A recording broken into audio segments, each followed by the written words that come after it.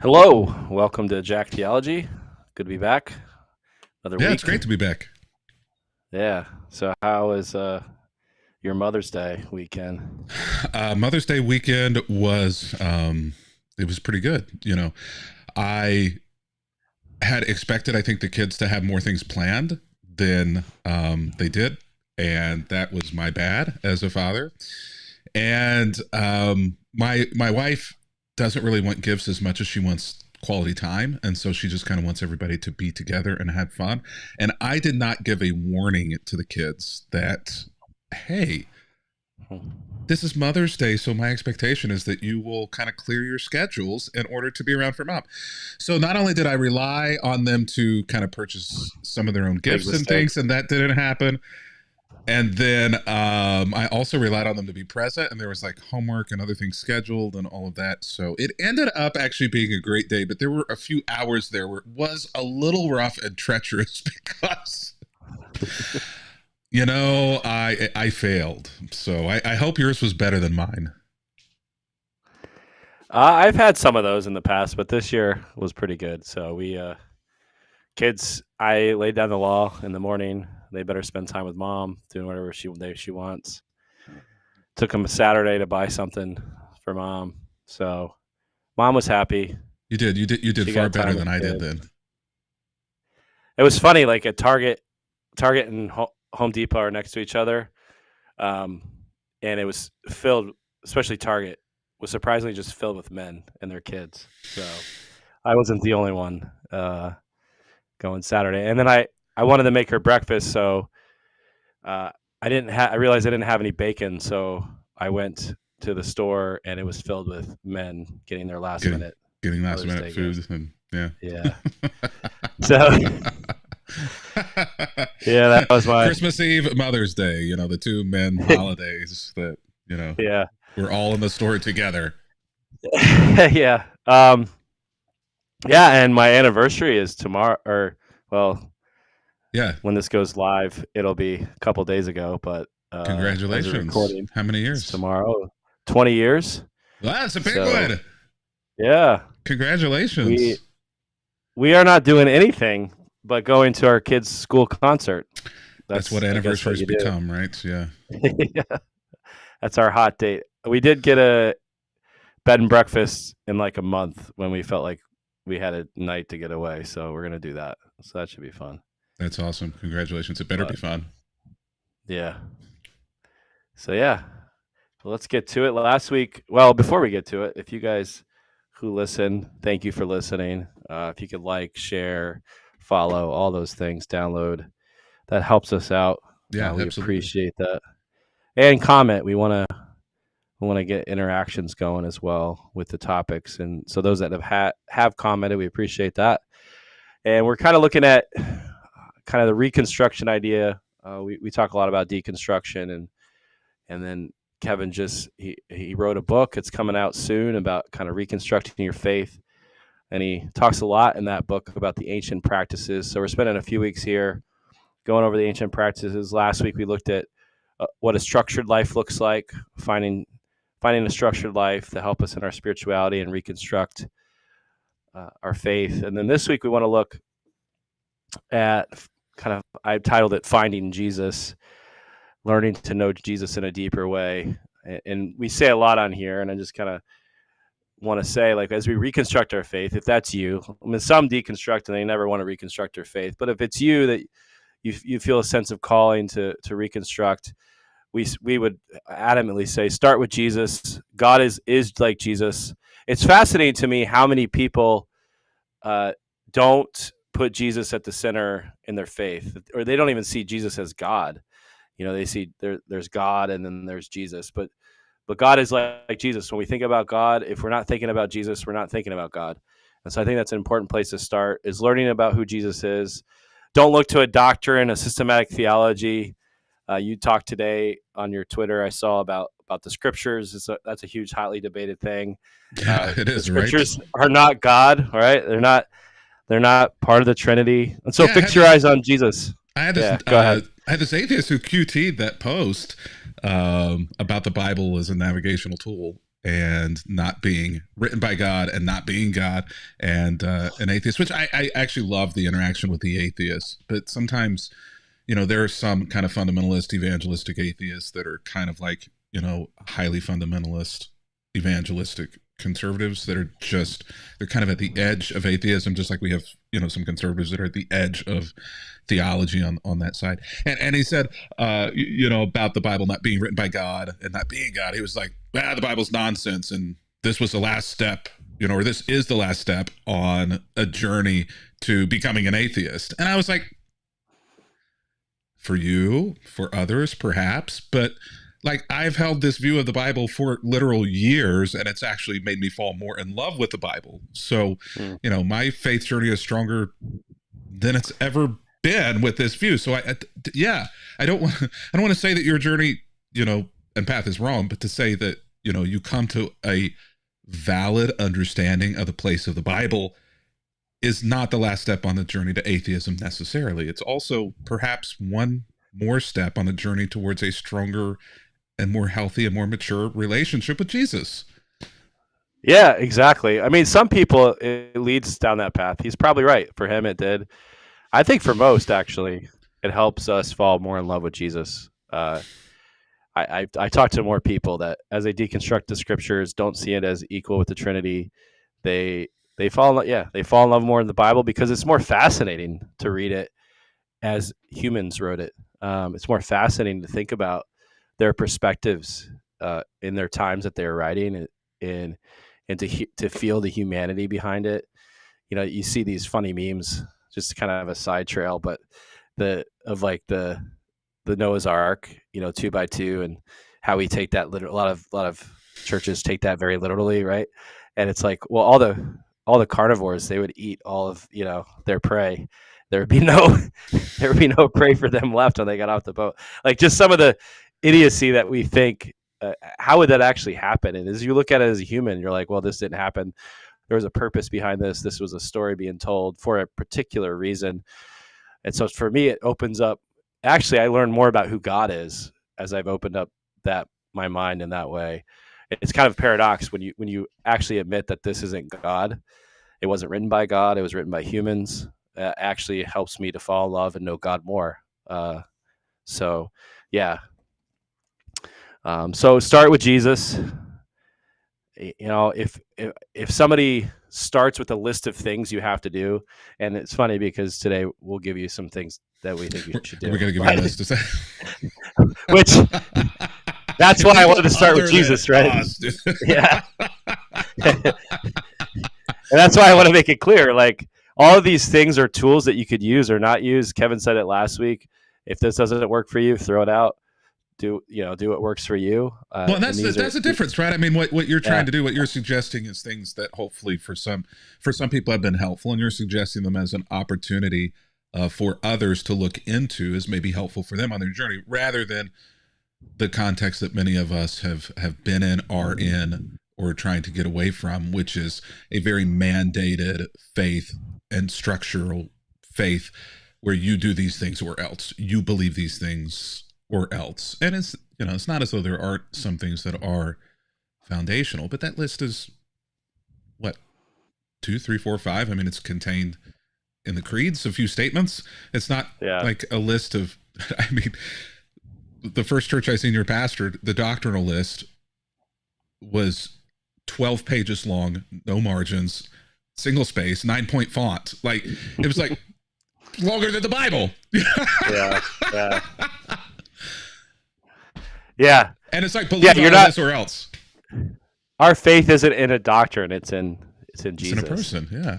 Yeah. So it's important to start with Jesus. I would say if people don't start with Jesus, they don't talk about Jesus, and they just talk about a list of things you have to do or morality to follow. That's even scarier.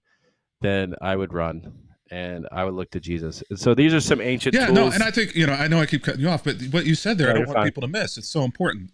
Jesus has to remain central and has to remain the center. And we give a lot of grief, I think, to people who are Paulites, or people who are doctrine or theology, people who are, sold on a certain camp of a lens, Reformed, uh, Baptist, fundamentalist Christian, those things. But, also I know that, on the other side of the spectrum, you've got people who are just social justice warriors, people who are just sexuality and gender warriors.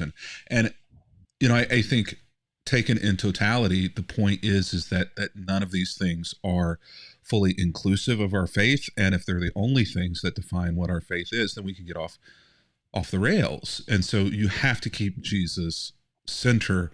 You can't place Paul as the center of your faith. You can't place your doctrine at the center of your faith. You can't place social justice or human sexuality at the center of your faith either.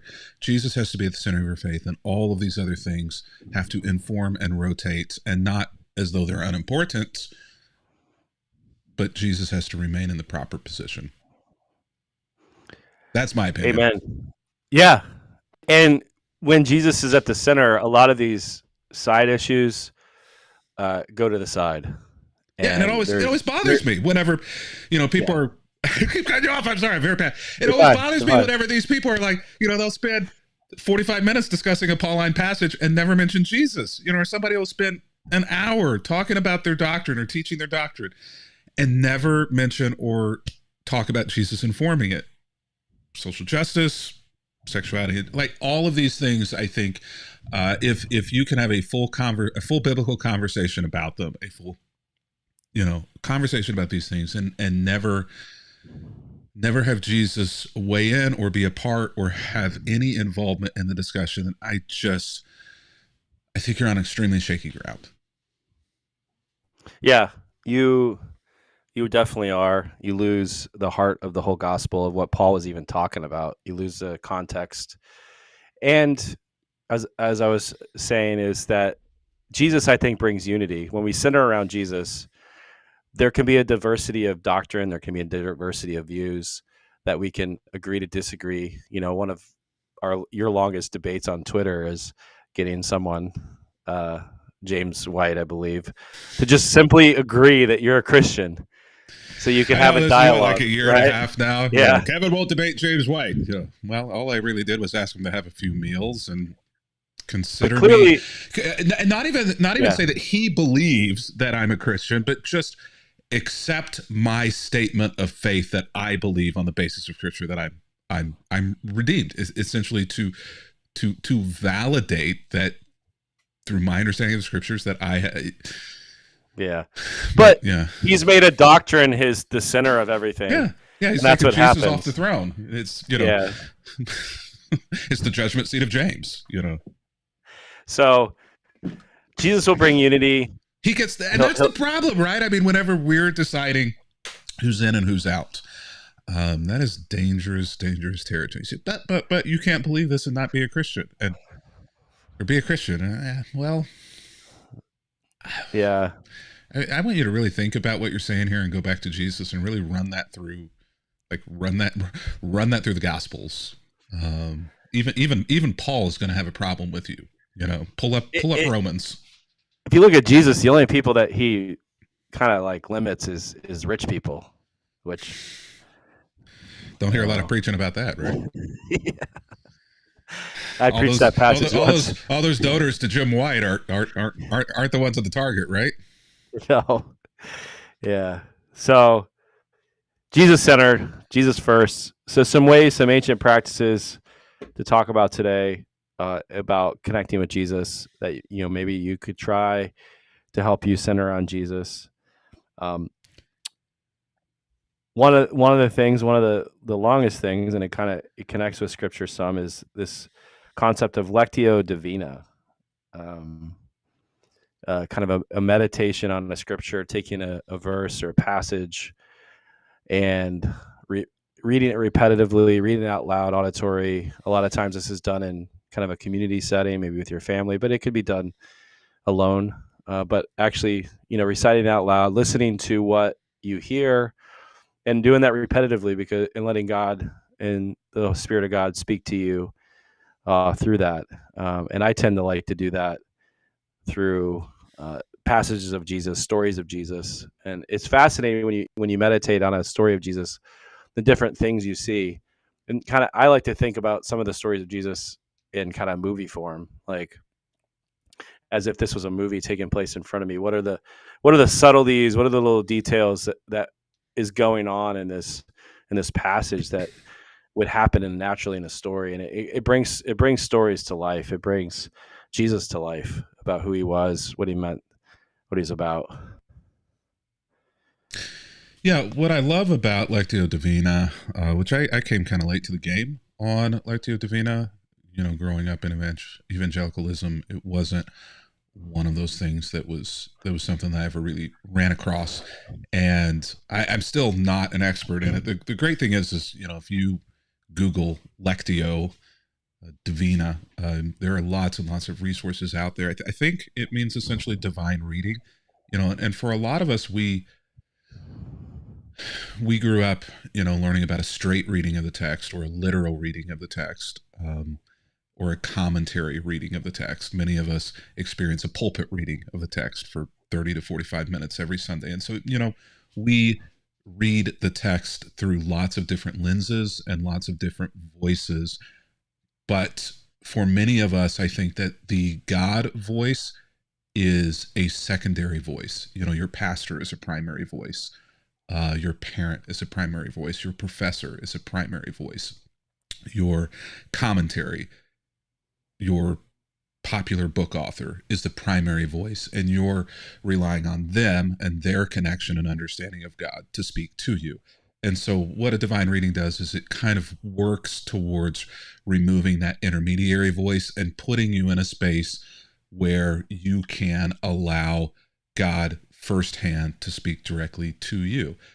For some people, that's something that they've never really experienced, and even sometimes maybe even been taught that it's wrong. But you don't have to look far in the New Testament, the book of Acts, to see that this idea of the Spirit and the power, the Comforter speaking directly to us, that God said he would send one to his people in order to help guide them, in order to help teach them, in order to help manage their spiritual faiths. And so what Lectio Divina does is, as you said, you explained, I think, a great process of doing it. It's something of a meditation where you just sit with the text and allow the Spirit of God to try to speak to you what may be necessary for you in that day in order to hear. And it's a wonderful, fascinating, at first maybe kind of terrifying process to go through, but for a lot of people's souls who are dry, it's it's like a waterfall of water, a waterfall of grace, a waterfall of joy and peace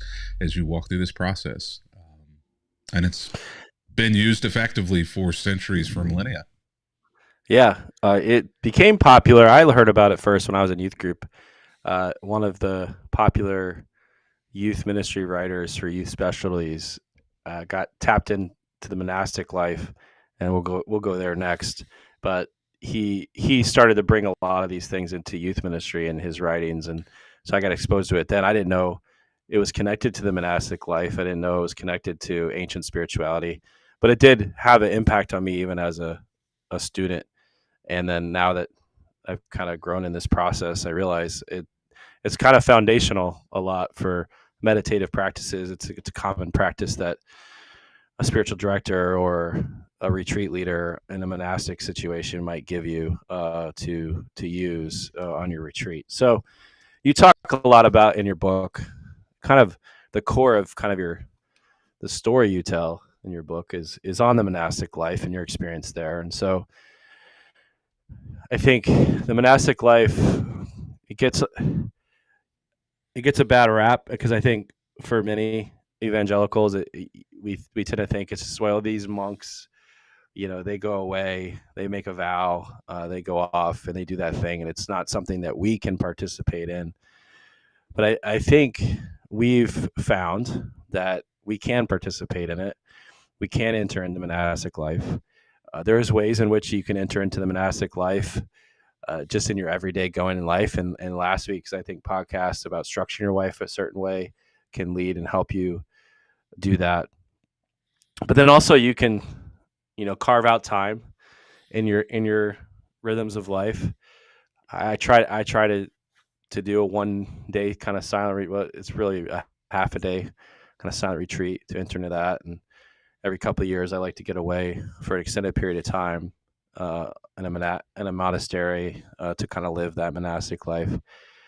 So I don't know if Kevin, you want to talk about a little bit, a Yeah, little teaser I to. think this is this is great because I feel like there's so much to dive into here that I did not dive into the book, and it feels like you've really pointed out something that I think could be extremely helpful because whenever I am before going to the monastery, that it was this literally come to Jesus meeting for me. Before going there, my view of the monastic life was that it was very Catholic, it was very old school, that people essentially just kind of disconnected from the world in order to wear weird robes and chant all day. But when I got there, what I found was that they follow an order, a rule of life that was very compelling to me.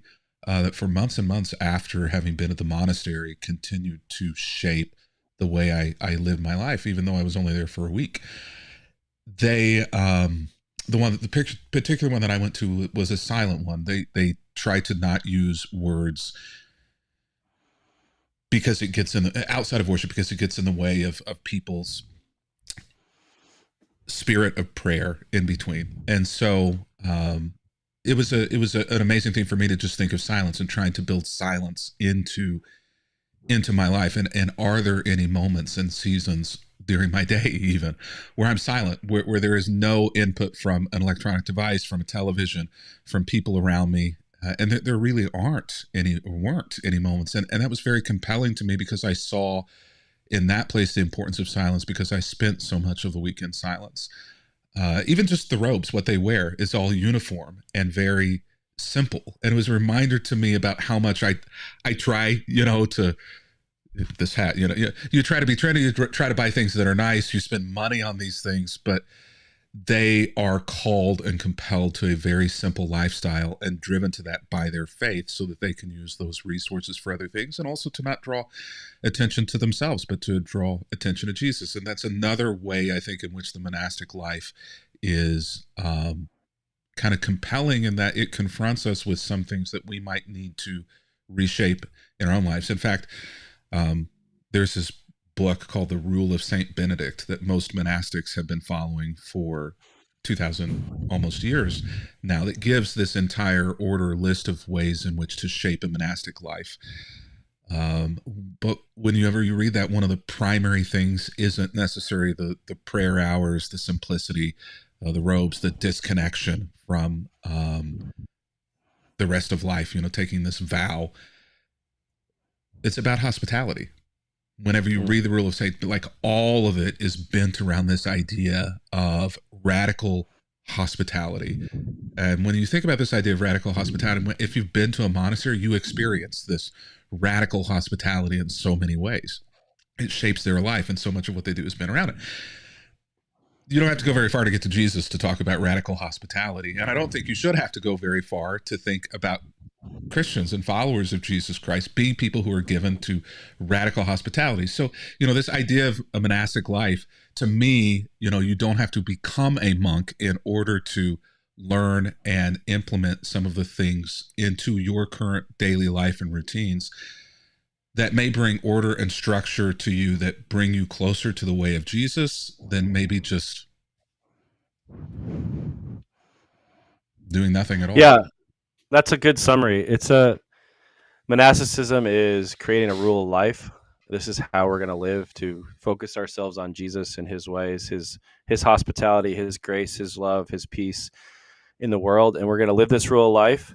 And monks live that. They live it missionally. It's their idea of mission. If as we live this way, we're going to draw people to Christ through our life. And they do constantly. I mean, there's constant stories of people interacting with the monasteries in different ways that come to know Jesus. And so it's a beautiful thing. And I'm part of a neo, really it's a neo monastic order called the Order of St. Anthony. And we have a rule of life. And so our rule of life is to pray the daily office, to take Eucharist once a week, to have spiritual direction, to have a yearly confession and absolution, to go on retreat yearly, and to write kind of a letter to our bishop, of just kind of where we're at spiritually, an ember letter they call it, and it's kind of an ancient way of just journaling your life, where God is leading you, where you failed, where you had success, and then the whole idea, the early monastics did it, is they would give it to their leader of their order. They would read it, and then it's called an ember letter because they become embers. They would burn it, and just it's just a way. And in life, I think journaling and writing is a good way to get things off your chest, to just kind of relieve that, to bring it out into the light, so it doesn't have a hold here any longer. And so, yeah, there's ways in which you could do it. I've done a real kind of structured way of doing it, like entering into a group of people to hold me accountable to a monastic way of living, that I find meaningful and powerful. You can create your own kind of system around that, as we've talked about. But yeah, creating a rule of life, specifically, like we said at the start, to focus on Jesus and his ways and live that way in the world. It is a powerful experience. I've done many silent retreats, and if you've never done one, I would really encourage you to do one. I'd really encourage you to find time to take 2 or 3 days to go on a silent retreat, and with other people, because it's fascinating. Because the few silent retreats I've been on, you break your silence together at the end of the retreat, and it feels like when you have a conversation over a meal at the end, you've known them forever, and you haven't said a word to them. Like, there's this bond that's there, and your communications, nods and smiles and grimaces or whatever, and that's it for the whole few days. And then by the end, you feel this bond with them. And so I think that's a powerful just way to connect, as the people God. And it taught me that you don't need to speak to connect with another human, to have a deep connection. You don't have to have it. You don't have to talk. And in some ways, we should as humans talk less and listen more, right? Like we should slow down our mouths, like you said, slow down our activity, and just be. And a lot of healing and stuff we're dealing with in life would probably just be healed just through those simple acts. I think we get ourselves worked up too much, and so I think it could be a very practical way too of just relieving a lot of stress and anxiety in your lives. Working us up is a way to motivate us. Our social media, our television has learned that when we are angry, we are motivated or compelled to act in their best interest, not our best interest or not Christ's best interest. And so much now of what we consume in marketing, what we consume in social media, what we consume in news, even legitimate news outlets, is driven by a compulsion to make us frustrated, to make us angry, to make us upset. Because when we do that, we act, and that generates revenue for them. But unfortunately, it oftentimes generates enemies for us, and it also burdens the soul. Yeah, there's a reason why Jesus talks a lot about anger and not letting it fester, and dealing with anger, getting it relieved. And the monastic life, don't let the sun go down on your wrath or your anger or something like that. Which, there have been many a nights where my wife and I have stayed up till 3 a.m. Well, that's a misreading of that text. It's dealing with the anger in your own heart, not in their heart. My wife and I have done that too, and it's like, wait a second. I'm just trying to convince you that you need to stop being angry. That's not what this verse is saying. Can somebody please find me a verse on sleep?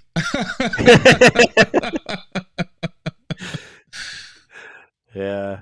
It's dealing with your own heart. I mean, that's a very good passage to go through your heart before, make that maybe your first rule before you go to bed. Go through your heart.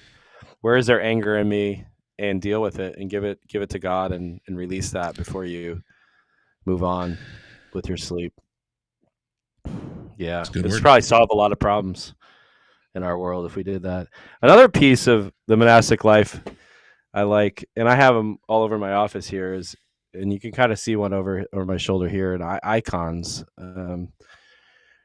photos, images, pictures, Last night we had a board meeting here at the church, and I always open in prayer, and we had our meeting in our sanctuary, and we have beautiful stained glass in there. And so I spent our opening prayer. I said, just meditate. We have this big, beautiful window with Jesus' resurrection in the garden with Mary there, and just a beautiful picture. And I just had to meditate on that for a few moments, and then we kind of did Lectio Divina. I said, what are you hearing from God? What are you sensing from God? And they all said peace all at once, like half of them. Wow. It was fascinating. It was like God spoke that word of peace through that, just through an image. And so I think those can be powerful things to connect us with the heart of God is images. And it should be intuitive to us because we're an image rich world. People make billions, if not trillions of dollars off of images off of us. And so why not use images in the church to connect with the divine? And it's a very monastic thing. It's a very, ancient thing, ancient practice that for some reason the church, evangelical Protestant church, got away from for a long time. That was probably just one of the things. I don't know the reason for it, but it's probably just because that was Catholic. So we're not doing that. Yeah, well, there was so much iconoclasm, so much let's tear down any art, let's tear down anything, during the Reformation that isn't word based. And so we took a faith that is not word based, that is spirit based, and tried to turn it into something that it wasn't. And they ended up destroying so much intention of those other things because they saw it as counterproductive. But everything teaches. You and I have sat through many lectures together on the design of cathedrals and how it's supposed to make you feel transcendent. How so many of these, worship spaces from the past, from the Middle Ages, were intended to preach the gospel of Jesus to an illiterate culture. And we find ourselves now, even today, being educated and able to read, but still being illiterate in other ways. And so I think there is power in images, for people who are visual thinkers, especially. There's power in images. Those icons, as you well know, have Easter eggs all over them, teaching about the individual, teaching about the gospel, teaching about their story and their journey. And so it's not just a picture, it is an entire sermon right there in front of your face, if you only know what to look for. And I feel like that's such a great metaphor for faith and the gospel, is that Jesus, God, is in so many places around us, not just in the Bible, not just in the book. If you only will begin to pause and be silent for a moment and begin to look, begin to listen. Yeah, that's brilliant. Listening to God. Most of my prayer time with God involves listening. It's like, it's a discipline to listen. And I think I learned it on silent retreat, because when you're silent and you're only with your thoughts and whatever you have to read or write, you run out of things to tell God after a while. I think that's part of the discipline of it is you run out of, I don't know what else to say. And so you begin to listen. Yeah. And then you realize, oh, that's powerful. Let's take that to my everyday life.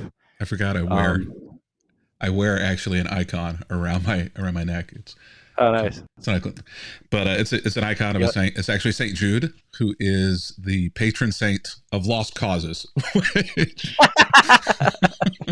Oh man, I gotta really get one. says as much probably about me and my personality as it does Saint Jude, but it's always a reminder to me there every time I see that of Saint Jude, which is kind of an amazing story, but also the patron saint of lost causes. I like it. There you go. That's good. Yeah, the story of why St. Jude is the patron saint of lost causes is a great story. But yeah, so many of these things teach. Yeah, so the last thing on this that I had was pilgrimages. Pilgrimages are big. We do them. American families do them all the time, right? We take a pilgrimage to Gettysburg, to Disney World, to Washington D.C. DC, Not fill Rushmore. in the blank. Yeah. Yeah. So we do them all the time. We plan our lives around them. We save for years to do them. Some of us, we dream of them, and yet most of them in our culture are not pilgrimages connected to uh, Christianity or our faith, and yet other faiths have, you know, the opposite. We can probably fill in the blank of those faiths that have powerful pilgrimages. And so I think this ancient practice needs to return. It should return. I think it can be very meaningful, and so I've begun to practice this even locally, to take a pilgrimage, just like to think, you know, there's a there's a couple places locally that I like to go to and or take people to that are spiritually powerful for our area. Just where churches started, there's, right down the street from here is a little plaque. You would never see it if you're just driving by. You didn't know it was there. Somebody had to tell me about it and bring me there on a pilgrimage, where a guy by the name of David Brainerd started the first church to Native Americans here in this area. All the churches were either in Princeton or New York. There was nothing here in central New Jersey, and he was the first to do that. And there's a little plaque memorializing that. So it's kind of a nice little local pilgrimage to take with local ministers and pastors to just kind of say, hey, this is where we came from. Our faith. That's We're amazing. here on the shoulders of this guy who no one really knows about. So yeah, there's lots of those local ones, and obviously there's, big ones that you could spend years planning. And the what is it, the walk in Spain? It's Yeah, the escaping me Camino now. de Santiago. The Camino, yeah. The Camino, Israel. There's a lot of turmoil there, but pilgrimages to to Jerusalem and Israel. Um, yeah, pilgrimages across Europe. All the great churches across Europe. Plug your book again, but you made a pilgrimage up to where Henry Nouwen spent a couple years. Yeah, Abbey up to of the Abbey. Genesee. So that, Thomas Merton was at Abbey in Kentucky. So there's places like that we can make pilgrimages to. I made a pilgrimage. I took my family to Merton's grave site this past summer, and so instilling those things in your family and yourself, thinking through those things, what that might look like for you, I think could be an important add to connecting with the divine. Yeah, I think, I mean, most Christians are probably, when you think pilgrimage, the closest thing that they have handles, as you said, is Israel. Going to Israel, they either know somebody who's gone to Israel, have wanted to go to the Holy Land, or at some point maybe dream of being there. Pilgrimage has been used on and off, for centuries, positively, and maybe oftentimes negatively as well, especially in the Middle Ages with indulgences. So I understand why there's a bad taste maybe in the mouth of people for an idea of something like pilgrimage, but there's still, as you said, I think so much value in it. The early church, pilgrimages came about because the early church, during the time of oppression, during Nero, right after the close of the New Testament, essentially, they weren't allowed to move around. All these people were being martyred. If you stuck your head, out of the foxhole, you'd get killed. But the stories of these martyrs and how they stood up for their faith, who they were, how they died, began to become kind of legendary among the Christian community. These great giants, now it's not just Peter, John, Paul, but it's now this whole list of other contemporaries now of them who are having faith as great as these giants. And so once, Constantine takes over and Christianity becomes the religion of the empire, all these Christians are like, we want to go visit all of the grave sites of these people that we've heard of. We want to go see the places that we heard about while we were in hiding. And so they begin making these pilgrimages to all of these places as an opportunity to both honor and to strengthen their own faith, to really see whether or not the stories were true and see how it impacts them. So much of what you said in your stories of pilgrimages, I think, were similar in utilizing places and people in order to give handles to faith. I think we need that. Kids need that. I will oftentimes make pilgrimages back home with my kids to show them the places and the grave sites of the people who were giants of the faith to me and whom they are related to. I mean, there's something powerful, obviously, about teaching about the faith of Peter and John and Paul, but how much more powerful to go show them somebody who they are a genetic descendant of their great grandparent, their grandparent, who has this great story of faith. I think your grandfather, right, was a preacher, Yeah. maybe several Yeah. generations. I mean, what Yeah. a legacy for your kids. You have his desk, right? Am I right? Yeah. It's right there. His Bible sits on the desk, and one of his sermon notes, This is a journals. little bit of a, but that's a relic. I mean, that's a relic Yeah. of your grandfather that you can touch and point to, and that you can give to your kids one day and say, this is a symbol of this faith, something that's tangible. You can't visit Paul, you can't touch the Yeah. shipwreck, but Yeah. you can still experience these things. And pilgrimage, I think, for people who visit places, who go on pilgrimages either in their backyard or on the other side of the world in Israel, find that it's not just about the destination. Oftentimes it's about the journey as well. The change inside of you whenever you set aside time in order to take a walk. Yeah.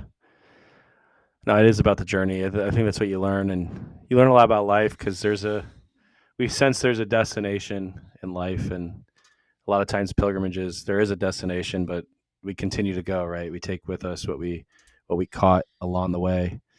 And yeah, I think that's powerful. The saints of the faith in our own lives.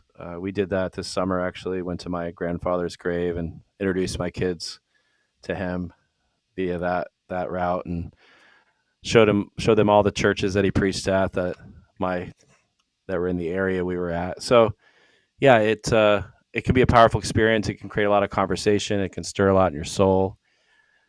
It could bring you back. I remember the surrealness. I know you've been to Israel as well. Just like standing in places where Jesus was, it can be very surreal, and you know, following those footsteps is gonna be so powerful. It just makes, to me, pilgrimages make like the faith come to life more tangible, and so they're important, they're valuable. Just like a pilgrimage to Disney World, like kids watch Disney movies, but right when they see the characters in person, they get to have breakfast with them and ride their rides. Like it becomes more real for them.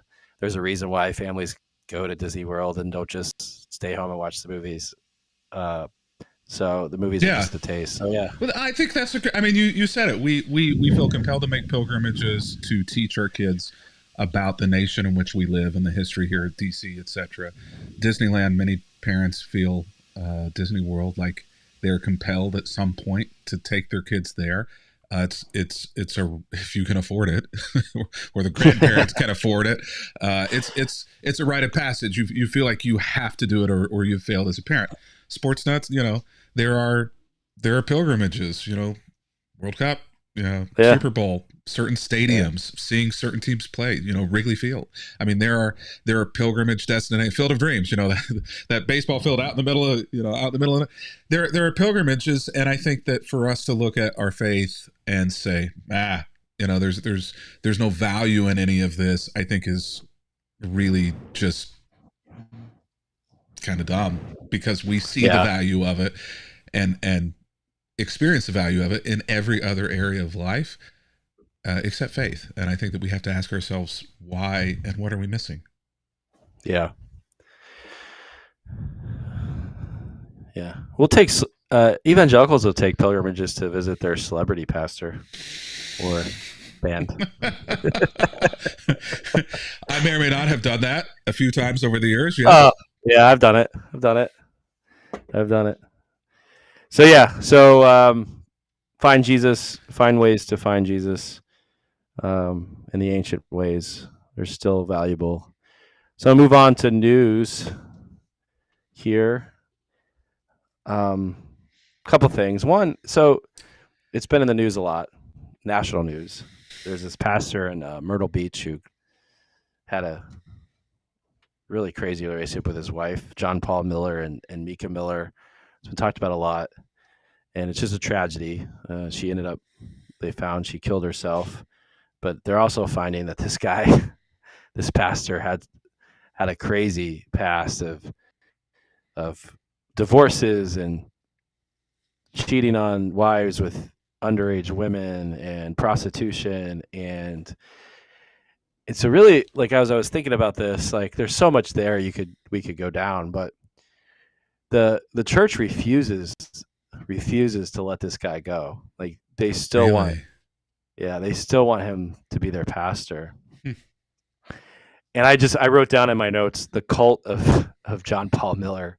Like, how does a church get to a place where they can constantly ignore, and I guess we're there as a culture, like, churches constantly ignore Donald Trump, and his improprieties. We've talked about that on here a lot, just how we justify those things. But I can kind of, I guess, get there in my brain of how people justify that. Like, it's kind of a means to an end for people with Donald Trump. But, like, someone who's actually your pastor and they're living this lifestyle, and recently, it wasn't like this was in his past and he's gotten healing. It's, a long time ago, and he's recovered. And so there's a great story of recovery. No, like, he's still actively doing these things. They have, text messages and email proof of him even admitting it to his wife, and before she killed herself. So I don't know, how do churches, like, how do we Yeah, deal with that? I I know far too little about this situation to comment on it, but unfortunately, and I know this goes for you as well, I know far too much about what goes on behind the scenes in churches and pastors to not comment on just the broader kind of scenario that you've painted here. People would be shocked if they knew what went on behind the scenes with pastors in general.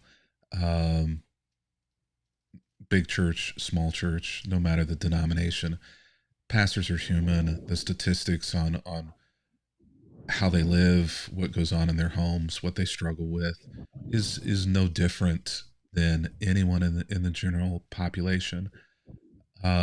We struggle. It's very difficult to be in a scenario where you are a public figure and you're not allowed to have any missteps or do anything wrong, or else or even the perception, even if it's not true.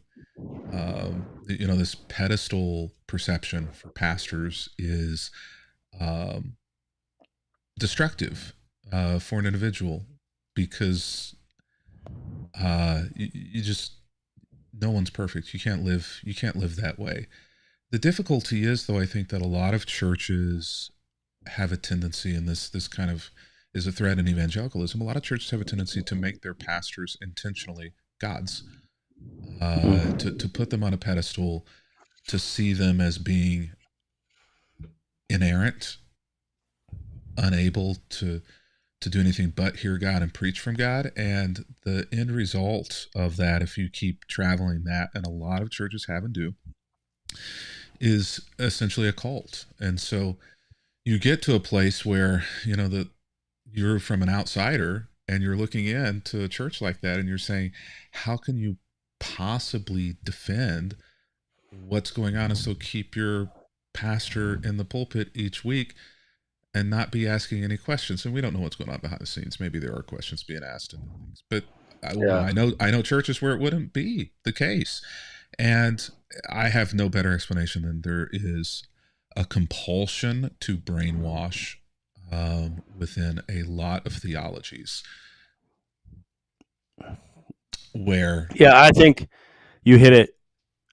What goes on internally, I think, broader picture, a lot of these places operate independently. You can look, we know a lot about the Driscoll case at Mars Hill in Seattle, and he created a structure, and I'm assuming that this guy in Myrtle Beach created a similar structure, because it's non-denominational, unaffiliated, where there's no accountability. The board has no authority. In fact, we saw with Driscoll, Driscoll was the authority even over the board, which is fascinating. And so yeah, there's no recourse in those situations, and so I think there is a lack of accountability here.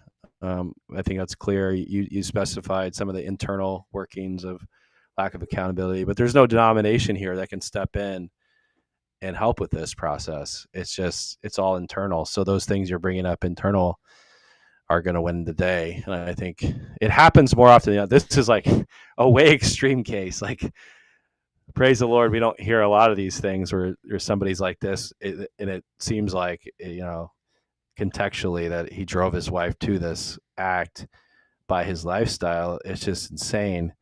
But the church, this happens constantly, right? It happens constantly where we allow pastors, we allow church leaders to operate with no accountability, to fail and fail again. I'm all for people getting second chances. I'm all for grace, but when it becomes clear there's no desire to improve or change the lifestyle, it's very problematic, and we see it all over.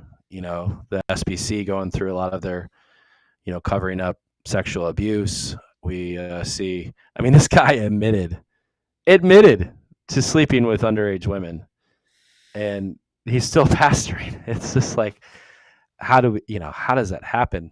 And you see it in the larger world, larger denominations as well. The cover-ups, I think some of it's probably connected to power and prestige and money and all of those things. Like, if we do address this, what's that going to do for our brand and our image out in the world? And so there's a lot of cover-ups. There's a lot of sweeping under the rugs and protecting the organization over the person, the people being harmed in these situations.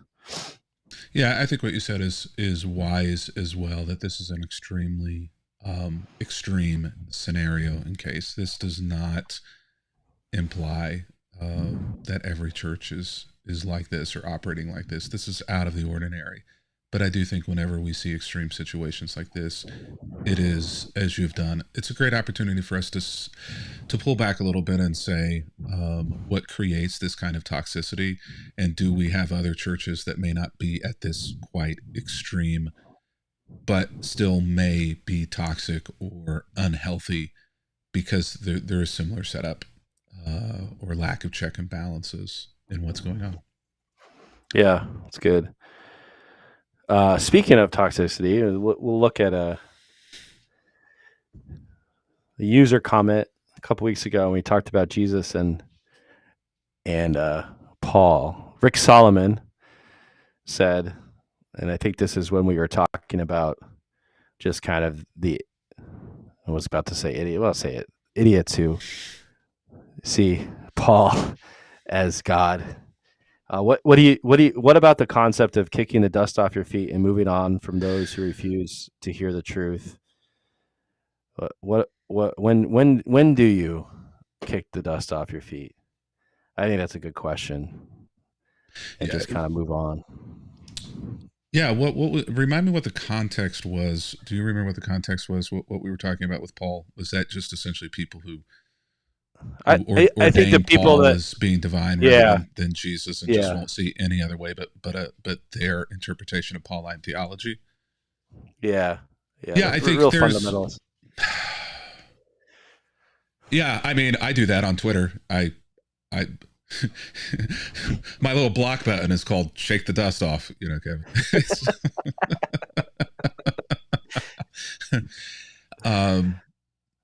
And how I've done that has changed over the years. I try to resist doing it, but if you're anonymous, if you're just there to cause trouble, if you're using slurs, I give you over to a reprobate mind. I just give you over. I'm like, I can't do anything with you. Jesus is gonna have to find some other way to get to you.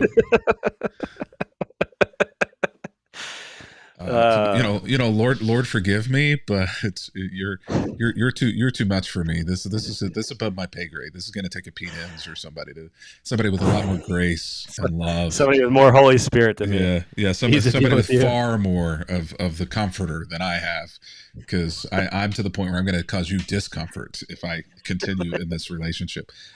I thought actually that verse kind of shocked me because it totally makes sense. I think how Rick was applying it, but I don't know that I've ever really thought about interaction in that way. Where at some point or other you just kind of shake your, and it's like this has ceased to be fruitful, and in fact it's taking me away from embodying the fruits of the Spirit. And so I just need, for my health, for your health, for the sake of the gospel, I just need to move on.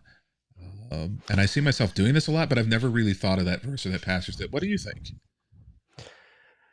Yeah, I've thought a lot about this recently with things going on in my world. And when do you shake the dust off your feet? I think it's important that we do set boundaries at a certain point, right? Because then it just becomes very distracting Yeah, people don't like that. from from the mission, from where you're headed. And so I think I tend to look at this as not like I'm shaking the dust off my feet forever from this person, but I'm shaking the dust off and I'm creating this boundary of what they can't enter until I see the Spirit of God moving in them, in a different way, where it's worth our energy and time into that. Because, like you said, like we get stuck rolling around the mud with these folks, and then we miss opportunities for folks that God has for us. And I think there's a lot of trust in the Spirit of God for that. I think Jesus says that, like, to us as disciples, that you're not God, right? That you can't save everybody. You can't hope to fix everybody. That's up to Him. And so I think part of shaking the dust off your feet is just trusting the Spirit in the midst of that. But obviously, that's the last thing you do. It wasn't like that was the first thing Jesus said when you hit problems or difficult people or anything like that. He just, if they don't receive you after a while, shake the dust off your feet and move on. Yeah. Right? Well, So. I'm not Jesus. Jesus, I'm certain, has far more tolerance for that kind of shit than I do. He certainly does. People are like, "You're a pastor. What are you doing blocking people or shaking?" You're a pastor. I mean, I am not your pastor, and if I were your pastor, we'd have a lot more words probably on this topic. But I mean, though it's abuse. People who don't want boundaries or don't want you to have any boundaries are people who are generally abusers or abusive. And when you set a boundary, the anger and the pushback and the you're wrong, that's not Christian, that's not the way pastors act, is more about the fact that you have ended their ability to abuse you. Now, I don't know if that's what was going on with the shake the dust off your feet passage, but I think that the application is not that far different. Jesus is saying there's nothing you can do here. And until a point where there is, you just might as well move on and spend your time in fields that are going to be fruitful. Why throw your seed on stony ground where there's not going to be any growth? Yeah, I think you hit the nail on the head. What is it Jen Hatmaker said? Stop pouring antidote into a vat of poison and expecting it to become anything other than a vat of poison. Like, at some point or other, there's so much toxicity. Nothing you have to say, none of your antidote is changing that. Move on. Yeah. I think that's true. But posture yourself with grace. I mean, it's still different blocking someone who's like, just trying to like put you down and doing the social media meme thing, but like somebody who's in good faith having a debate with you and maybe just as dense in the head. At a certain point, you got to move on from that. And most pastors have a great sense for whether or not somebody is being antagonistic intentionally, being kind of sinful in the way that they're doing in order to harm you or harm the gospel, or whether or not they're just rough or angry or frustrated or off, but still at least willing to engage somewhat respectfully. And online it's more difficult, but pastors in churches, whenever you have those people who sometimes are just there to cause trouble and to harm the gospel, and you have those people who may be saying similar things and acting in similar ways, but their heart is in a different place.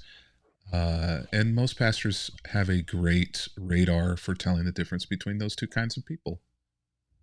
Yeah. Yeah, that's fair. So thanks for the question. Rick Solomon, thank you. And so yeah, feel free to submit questions.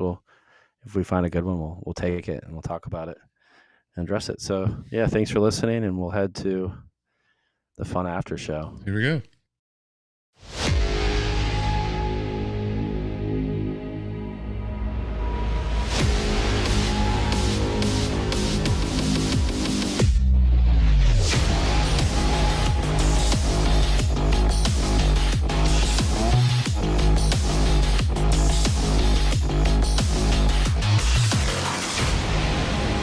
What's up?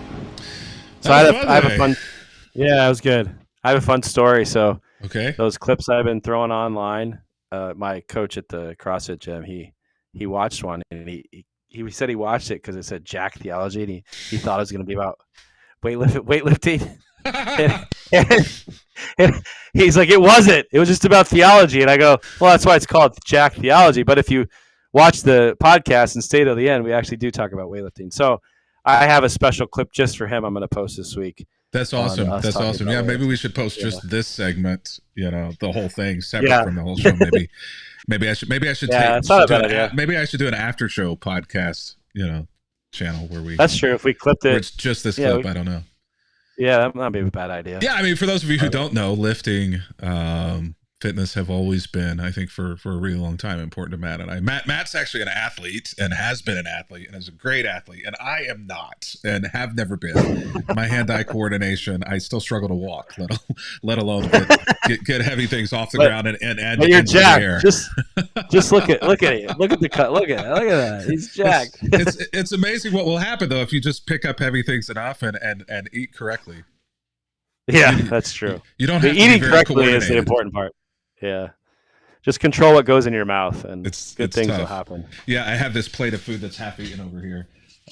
It's chicken and rice, but it does have a cookie on it. don't tell my trainer. But you'll see it's uneaten, so I'm still praying about whether or not I should eat it. Oh, it's going down the gutlet. Yeah. So how's it been go?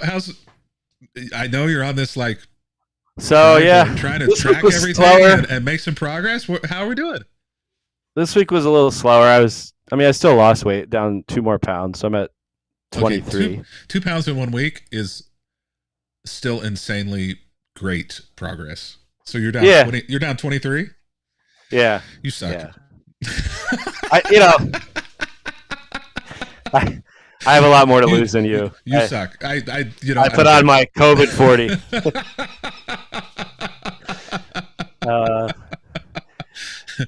Finally trying to lose it.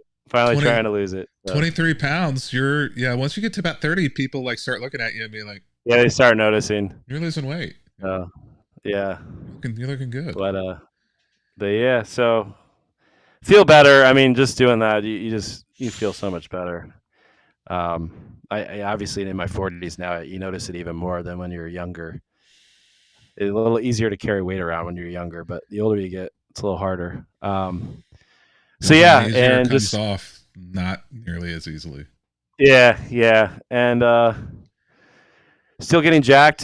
As you know, for anybody out there that wants to lose weight, weightlifting is an important process. So don't discount that. No matter how little or much you can do, pick up a barbell, pick up a weight, go to the gym, go to your local whatever, Planet Fitness, YMCA, and do weight training. It helps a lot.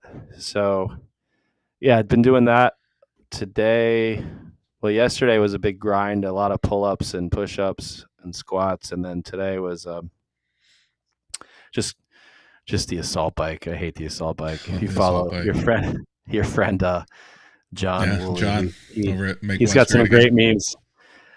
great memes, yeah, about the assault bike and its Yeah, the pain. assault bike. But, I don't think it's named assault because of the bike. I think it's named assault because of what it does to your, your yeah, sanity. it assaults your leg, everything. It's like a total body workout. So, yeah. Yeah, How's it going for you? things are going well. Every Sunday, well, every Friday or Saturday, I check in with the coach, send pictures, send video. It always feels a little embarrassing to have to look at that stuff, but I figure, hey, I'm paying him so he can look at it. But keeps pointing out progress, which is nice, progress that I can't see. That's really one of the great things I think about having a coach. And there's so many parallels, I think, between theology and spirituality and fitness. Having a pastor or a spiritual director, especially, who is able to be on the journey with you regularly and point out things that you can't see in your life and positives that maybe you're making that you just aren't transparent to you because you're just not mature enough to maybe see all of the good. That's been one of the great things about having a coach is, I look at the mirror and I see, I look the same every week. I look at the scale and the scale, goes up or stays the same, and I get real frustrated. But he will look at the pictures and say, well, I see this change, this week. Yeah. And so it's nice to have somebody who's, kind of motivating you by saying things aren't always what they seem. Stick at it, stay with it. Good. So, it is nice. I am finally feeling like I'm seeing progress more in the mirror than on the scale, which is fascinating because we're kind of tied to that. But he sent me this like little long email. I said, yeah, as you're losing weight, you should start noticing, around the love handles. And I'm like, oh, great, you're going to point out the love handles. Thank you, for pointing that out. It's like, can tell you're losing fat there. And the way you're losing fat is like, if you feel the skin, like the fat is oxidizing in there, and it's going to feel like bubble wrap under the skin when you touch it and feel it. And I was like, so what I immediately do is like start touching. Yeah. Like, that's the weirdest thing ever. He's right. I've never found anything like that. That's crazy. Well, that's fascinating because that explains what I feel. Yeah, that's good. Yeah, I'll send you the paragraph. But then he also puts in there, he's like, I want you to start doing these new movements, these new exercises in the morning before you eat. So first thing, it sends me this YouTube thing, and it's about